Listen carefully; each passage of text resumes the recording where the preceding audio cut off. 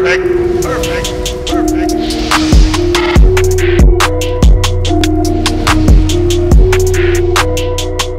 What is going on, everybody? I go by RB, and this is Philly Take with RB. If you guys are enjoying the content of this channel, be sure to smash that like button for me. Hit that subscribe if you're new, and hit that notification bell so you are instantly notified anytime I upload or go live. And today we are back talking about the Philadelphia Eagles, Doug Pederson's comments, Jason Peters and the whole situation, and a lot more. But first off, I want to start off by saying Reiff, yes, the guy that a lot of people brought to the surface in the last day or two, a guy from the Minnesota Vikings, a tackle who was apparently going to be cut by the Minnesota Vikings. Well, according to sources, just as of an hour or a couple hours ago, Reiff has agreed to terms on a restructured deal with the Minnesota Vikings. He is out. Throw him out the window. He is not going to be able to come to Philadelphia, and he will stay over there in Minnesota. And now the Eagles are in a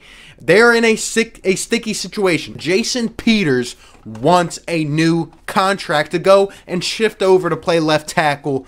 Let's talk about it. First off, let's talk about what Doug Pederson had to say earlier today, just about an hour ago, when talking to the media about the whole situation. Doug Pederson, when asked about Jason Peters, said, well, you know, Jason Peters has been playing very well at guard, and we have some viable options at the left tackle position. He also said that he doesn't know where the reports are coming from about this whole Jason Peters thing. We'll address that in a second. And then I even heard Howie Roseman talk about, you know, how great of a right guard Jason Peters is right now. And, you know, if you had come and seen him and never seen him play before, but you had come over and watched football for the first time and you're watching Jason Peters play, he would look like a natural right guard to you. Doug also added that he doesn't want to mess up the continuity for what we have it at right now and what we've had throughout training camp. So it's very interesting. This is getting very interesting. Doug Pederson, look, I can't be mad at the guy. He's not going to come out and just burst everyone's bubble. He's not going to put guys right on the front line and call them out. I mean, this is...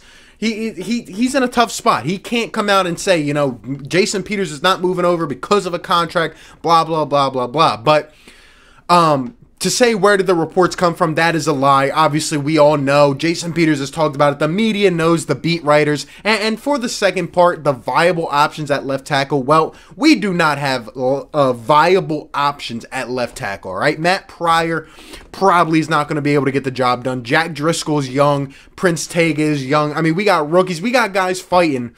And there's not a lot of options around, so we are in a tough situation. I just wanted to say that. Now, in terms of this whole situation, obviously, we bring Jason Peters back in the offseason for $3 million. Brandon Brooks, our Pro Bowl right guard, goes down for the season months back. And we bring Jason Peters back to fill that void. He takes a lower salary, comes back. Now our left tackle of the future, or at least we hope so, Andre Dillard, he goes down for the year. And now it's like, what do we do? What do we do? Everyone thought it would be an easy shift. Yeah, Jason Peters can go play left tackle, but this is where business and sports collide, and it happens a lot, but it just so happens we're in that situation. Now, I'm just going to say, I've been hearing a lot of different things the last couple days from a lot of different people. Here's my take on it, just my opinion.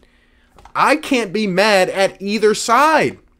Sure, you know, I would like one side to budge, but at the end of the day, when you look at it from JP's perspective, I mean, he's a 38-year-old tackle, right? A future Hall of Famer, 7-time Pro Bowler with the Eagles, and he's made an all-pro team. I mean, Jason Peters, he knows what he means to Philadelphia, and he loves the player, and he decided to turn down other offers and come back. And now, I mean, it's like in anything. When you are doing more, when you are bringing more to the table, and we all know the tackle position takes more of a toll on your body than right guard does, well, you want to be compensated for it. And Jason Peters, he won't be playing football that much longer, but let me tell you, he has a life after football. Don't forget about that. These are humans as well. I can't be mad at JP for asking for a little more bang for his buck, you know what I mean? Like, Jason Peters, for what he is being paid, he understands if he moves over to left tackle, well, it's going to be a lot more on his body. Now, in terms of the Eagles, I can't be mad either.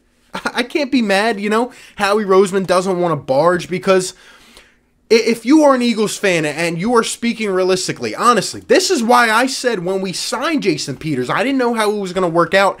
I would have still rather had him as our backup left tackle than our right guard. Because of this, if you are an Eagles fan, do you realistically think Jason Peters will stay healthy for a 16-game season?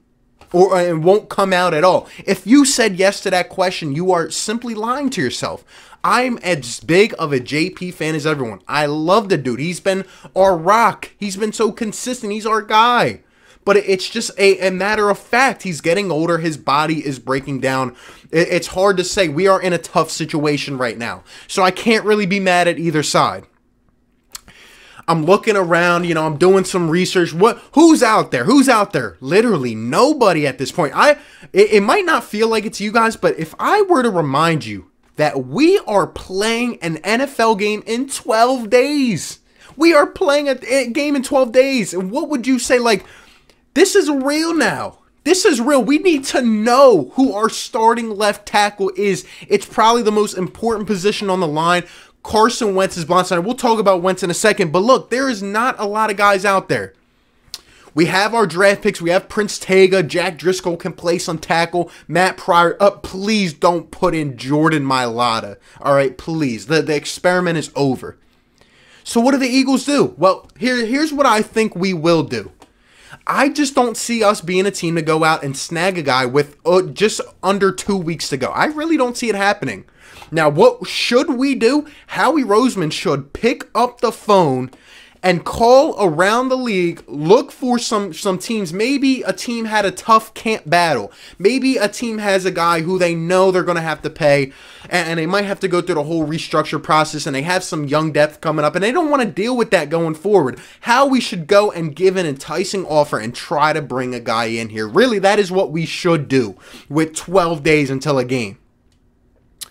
But at the same time, even if a guy comes, and it's not, you know, like adjusting like a quarterback or a running back, but these guys are still going to have to get their feet under them. He's still, if someone comes here, they're still going to have to get used to playing with the rest of the guys on this line and really just get their feet wet and try to get comfortable in such a short time and learn the playbook and everything here in Philadelphia. So it's going to be tough either way. But if I'm Howie Roseman, I got to go out and make an offer. I don't know what I'm giving up. I don't know who I'm going for.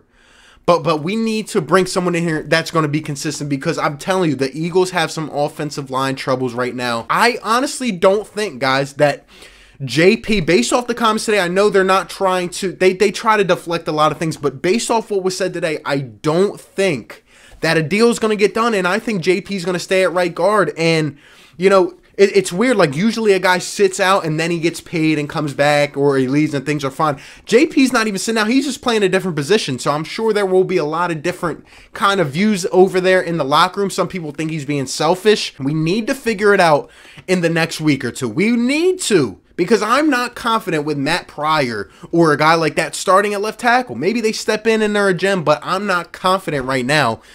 The overarching goal is Carson Wentz and his health. I'm telling you, if Carson Wentz goes down again, we are going to have to answer a lot of questions this year.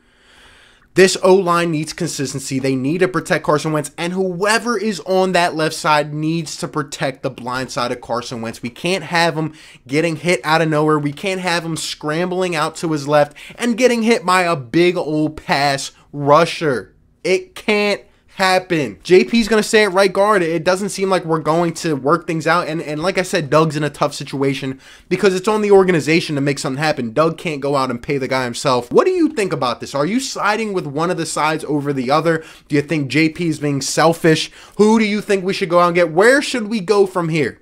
You guys give me all your thoughts down below in the comments section. Appreciate you guys for tuning in. Be sure to like, comment, and subscribe, and I will catch you on the next one. Peace. Perfect. Perfect.